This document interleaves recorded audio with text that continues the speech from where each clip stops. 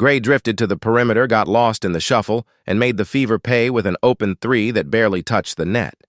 Indiana regrouped, and Kelsey Mitchell stepped into the spotlight, next attacking a sloppy closeout she blew by her defender. With a quick first step and finished with her left, keeping Indiana's edge intact, then came another clinic in execution. The Fever ran a double-staggered screen for Clark, who used the separation to draw the defense as Boston rolled hard to the rim. Clark hit her again in perfect stride. That was assist number 6, a masterclass in control and vision. As the clock wound down, Boston battled her way into the paint again, with a defender draped all over her. She pivoted into a tough hook shot, and somehow got it to fall. It was a statement of possessing grit, skill, and poise under pressure, just before the buzzer. Chelsea Gray returned fire for the Aces, moving to her left. She pulled up for a contested mid-range jumper and drilled it as the horn sounded, closing the gap to 1 through 1/4. Indiana led 21-20.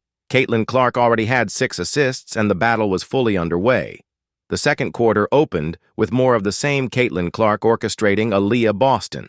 Executing, Clark slithered around a screen, drew the help defender just far enough, and slid a bounce pass to Boston, who finished with ease. That was Clark's 7th assist, and Boston already had a dozen points without forcing a single one. Chelsea Gray answered with poise, coming off a pick and roll.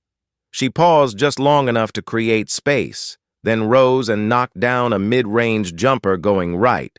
But the Fever wasted no time responding. In early transition, Kelsey Mitchell pulled up with a jab step and buried a 3 that caught the Aces flat-footed midway through the quarter.